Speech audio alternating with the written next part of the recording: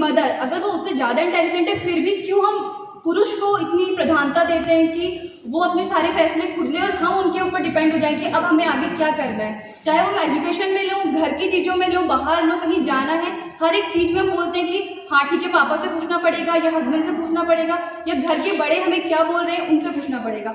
तो हम क्यों ले रहे हैं, ये सबसे बड़ा 2023 आ गया है, फिर भी हम आज भी हम ये बात कर रहे हैं कि महिला को सशक्तिकरण की आवश्यकता क्यों है। तो इसमें हमें बहुत सोचने की बात है। इतनी एजुकेशन और हम इतने एजुकेटेड हो चुके हैं, फिर भी हमें बहुत सारी चीज़ों में डर लगता है कि अब क्या।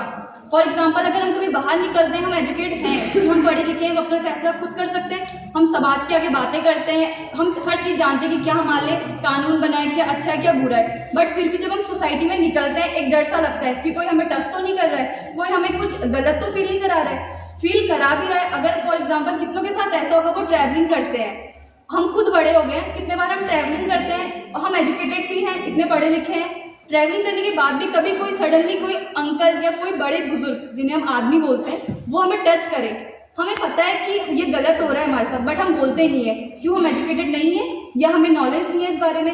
तो फिर क्यों नहीं हम आवाज़ उठाते हैं उस बारे में।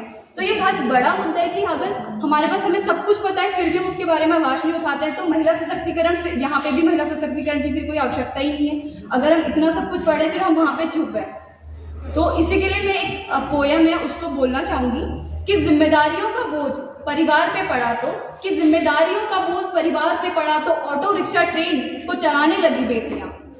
साहस के साथ अंतरिक्ष तक कि साहस के साथ अंतरिक्ष तक भेंट ढाला, सुना है वायुसेना भी उड़ाने लगी है बेटियां।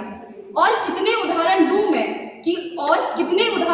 मैं हर एक क्षेत्र शक्ति के, कि कितने उदाहरण दूं मैं हर एक क्षेत्र शक्ति के, आजमाने लगी हैं बेटियां। वीर की सदाहत पर अर्थी को सुना है कांधा देने लगी हैं बेटियां। अब शमशान तक भी जाने लगी हैं बेटियां, कि जिम्मेदारियों का बोझ उठाने लगी हैं बेटियां। घर में बटा के हाथ रहती है, कि घर में बटा के हाथ रहती है, माँ के वो हमेशा साथ रहती है। पिता की समस्त बाधा में हर दुख और दुख में साथ रहती हैं बेटियां। क्यों कटु वाक्य बोलने से पहले वो खूब सोचती है मन में, क्यों कटु वाक्य बोलने से पहले खूब सोचती है मन में, मन ही मन सहमती और डरती हैं बेटियां। खासकर बेटों के लिए बोला गया है कि बेटे कितने भी उजड़ जाए फिर भी सोचते हैं कि अरे लड़का ही है यार, चल कोई नहीं हो जाएगा। बट अगर बेटी करती है, बड़ी हो गई है, अब ऐसे मत कर, ऐसे मत बैठ। खासकर हम बहुत सारी चीज़ों में बोलते हैं कि अब बड़ी हो गई, अब शादी की एज होगी, क्यों बचपना कर रही है, क्यों इनमेच्योरिटी दिखा रही है, पर हम बेटे के लिए कभी नहीं बोलते।